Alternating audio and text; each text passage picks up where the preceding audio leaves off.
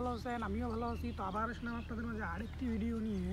তো এই ভিডিওতে আমি কথা বলবো আপনার হইলো একটি পরিচিত গাছ নিয়ে। যে গাছটির নাম হইলো আপনার ফলের গাছ, যে ফলটি ফল গাছ, যার নাম হইলো জামের গাছ। হ্যাঁ, জামের গাছ নিয়ে কথা বলবো। তো জামের গাছ নিয়ে কী কথা, জামের গাছ আমি বিবরণ দেবো একটু, মানে হালকা পাতলা একটু বিবরণ দিব জামের। তো আমি যেখানে আছি, আমি যেখানে বসে আছি, আশেপাশে আমার এক সাইডে অনেকগুলো জামের গাছ আছে। তো এটা জামের বাগান বলা যাবে না, মানে জাস্ট ফাঁকা জায়গা ছিল, ওইখানে গাড়া আছে। অন্য ওখানে বাগান আছে, ওইটা একটু দূরে, ওইখানে হয়তো অন্য দিন আপনারা নিয়ে যাব। তো এখানে যেগুলো আছে একটু দেখাই যাও তো জুম করে, এক কানিক সম্পূর্ণ এখান থেকে একখানি। তো প্রথমে এখান থেকে শুরু করতেছি। আঙুল দিয়ে তো এখান থেকে শুরু করে দেখেন, এই যে এগুলো হচ্ছে সব জাম গাছ। উপরেগুলো না কিন্তু সব নিচের গুলো, যে খুঁটি, এই যে সবগুলো, এই যে নিচের সারিতে যেগুলো আছে ওগুলো সবগুলো।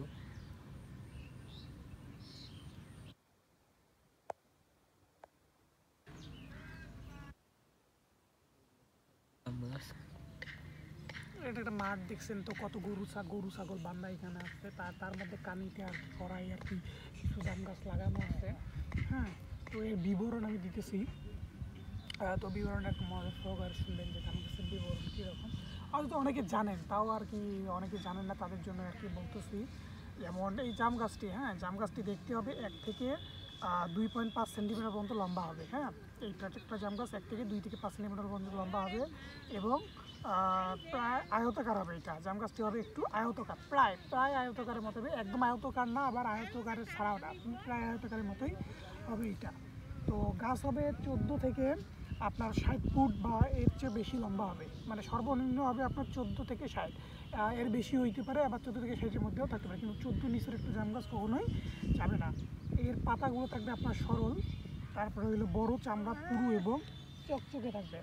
তারপর আপনার গাছ থাকবে একদম সবুজ, চকচকে পাতা এবং ক্ষীর সবুজ হওয়ার কারণে এর কিন্তু আলংকারিক মানও বেশ ভালো, অনেক ভালো। তো জাম গাছে মার্চ থেকে এপ্রিলে কিন্তু ফুল আসে জামের। হ্যাঁ, জামের ফল একটু ছোট হয় এবং ঘ্রাণওয়ালা হয়। তো মে থেকে জুন মাসে ফল আসে, এটা 2 মাস। ফলটি হয় লম্বাকার এবং ডিম্বাকার। শুরুতে আবার এটা সবুজ থাকে, যা ফলটা মানে সবুজ জামটা, এবং পরে গোলাপি হয় এবং যখন পাকে তখন এইটা হলো কালো কালচে অথবা কালচে একদম বেগুনি।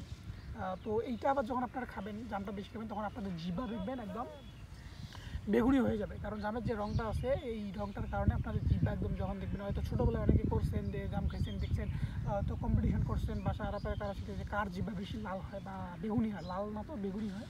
তো এইটার জন্য আর কি ডালটা এইরকম থাকবে। এইটাই হলো একটা জামের বিবরণ। তো অবশ্যই কেমন লাগলো জানাবেন, এবং আপনাদের যদি নতুন কোনো লাগে অবশ্যই আমাদের কমেন্ট করে জানাবেন।